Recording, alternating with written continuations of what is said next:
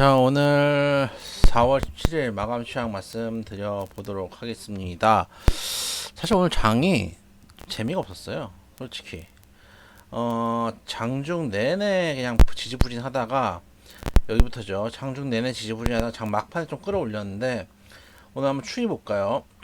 보시면 코스피입니다. 장중 내내 기간이 팔다가 막판에 낙폭을 좀 줄이는 매도 폭을 좀 줄이는 흐름이었고, 코스닥도 마찬가지 장초에 밀어붙이다가 장 막판에 외국인이 다시 매도세를 줄인 거죠. 매도세를 줄이면서 매도세를 줄였다는 얘기는 다시 매수를 했다는 얘기겠죠. 다시 이제 흐름을 좀 잡아주는 모습이었습니다. 선물 시장은 더 심하죠. 밀었다가 끌어올리는 모습들을 보여줬는데, 전반적으로는 소폭 매도긴 하지만 사실은 크게 뭐 변동성은 없습니다. 기관에서 오늘 많이 팔았고, 보시면은 기관이 오늘 코스피에서 3,600억, 코스닥에서 1,800억 합쳐가지고 한 5,000원 넘게 팔았고, 선물시장 뭐 큰 변동 없고요. 외인은 판게 현물시장에서 한 600억 정도, 선물시장에 400억 샀으니까 역시 큰 변동이 없으나 결국은 기관 매도세를 개인이 가져간 거다.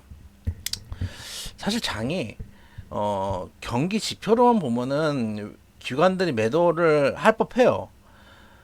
지금 당장 뭐 장이 좋아지는 것도 아니고 경기가 올라온 것도 아니고 경기 침체 우려가 있는 것도 사실이고 그러면은 지표를 보면서 매매를 하는 기관들 입장에서는 부담스러울 수밖에 없죠. 그런 측면들이 좀 장에 반영된 것 같은데, 제가 항상 말씀드리지만 장이 그렇다면 그런 겁니다. 지금 장은 개별주가 돌아가는 소위 말하는 이마로 장세, 이걸 말아 올리나 하는 장세다라는 말씀을 드리고 있습니다. 그래서 우리도 그에 맞춰서 개별주 매매를 계속 하고 있는 상황이고요.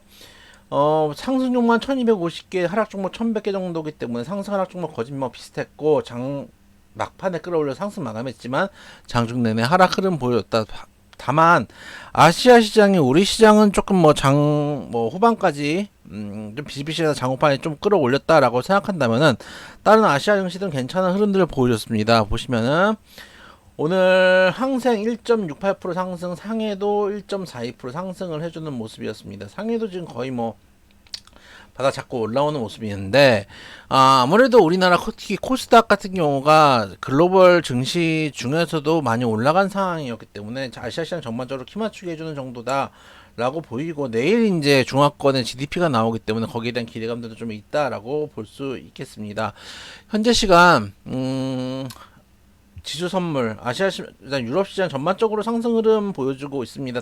닥스도 상승 흐름이고, 영국, 프랑스 전반적으로 상승이고, 대부분 빨간색이 좀 많죠. 상승 흐름을 좀 보여주고 있고, 지수 선물도 아까 봤을 때 조금 소폭 상승이었는데 지금도 소폭 상승이네요. 상승인데 전반적으로 막 크게 강하다는 느낌은 아닙니다. 그러니까 올라가기에는 부담스럽고, 말씀드렸지만 경기 침체가 예정되어 있는 상황이고, 뭐 딱히 좋아지는 건 없고, 유가는 올라오고 있고. 제가 아까 기름을 넣고 왔는데, 오늘 좀 늦은 게 병원 갔다 왔거든요. 제가 병원 갔다 오면서 기름을 좀 넣고 왔는데, 지지난주인가 기름 넣을 때까지만 해도 1,550원이었거든요. 1,620원이 됐습니다. 최근에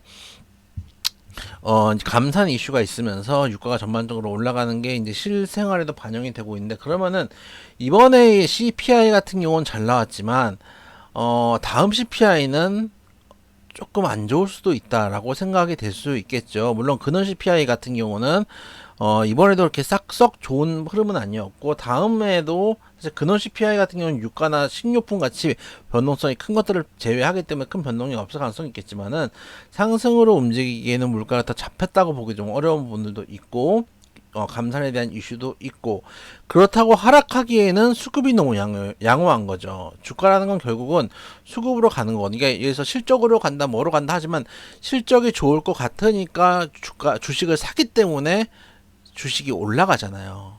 결국은 중요한 거는 수급이란 얘기거든요. 그 수급의 원인이 실적인지 아니면 유동성인지 이런 것들이 중요한 건데, 결과적으로는 수급으로 봤을 때는 지금은 수급장이 펼쳐지고 있는 상황이기 때문에 지금 당장 손을 빼기는 아쉽다. 왜 그러냐?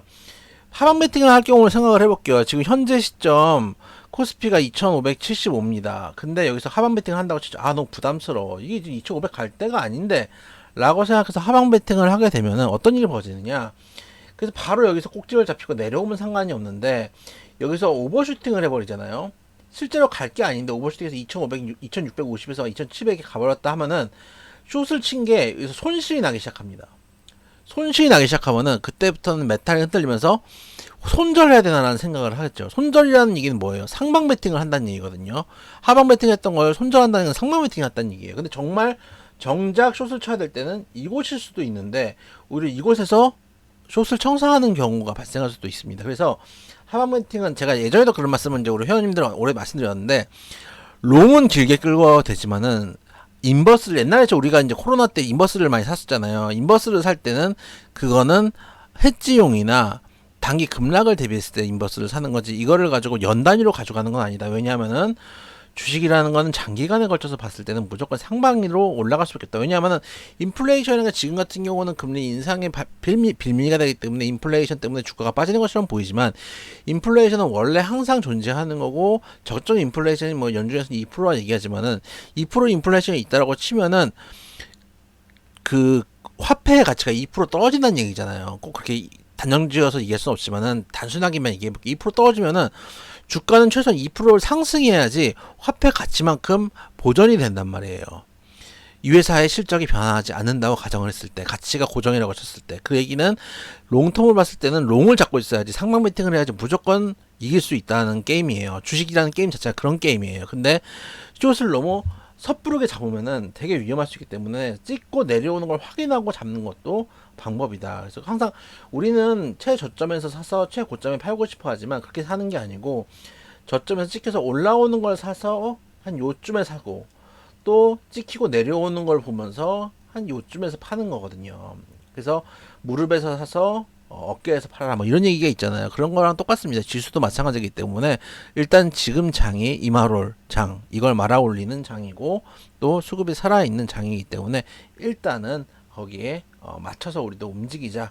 항상 말씀드리지만 시장이 옳다, 시장이 그렇다면은 그런 거다라는 말씀을 드려보면서 특히 거래대금 자체가 재밌는 게 계속 최근에 코스닥이 코스피를 압도하고 있죠. 오늘도 보니까 코스닥이 많은데 통상은 안 그렇거든요. 코스피가 훨씬 더 압도하는데 개인들이 아직 여력이 있어요.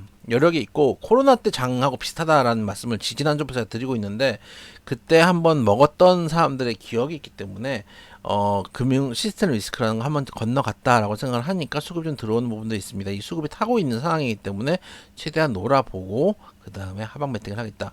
경기 지표가 좋아졌습니까? 전혀 그렇지 않습니다. 지금 경기만 보면은 지금 이 주가 상태 2575 거의 2600에 육박한 이 상태는 오버슈팅이 맞습니다. 근데 주가라는 건 항상 상승할 때도 오버슈팅, 하락할 때도 언더슈팅, 언더퍼폼을 하게 하면서 움직이는 게 맞기 때문에 우리는 똑같이 숏을 잡아도 여기서 숏을 잡는 게 아니고 여기서 숏을 잡아야 되고 올라갈 때도 여기서 사서 올라가는 게 아니고 차라리 올라갈 때 여기서부터 사도 돼요.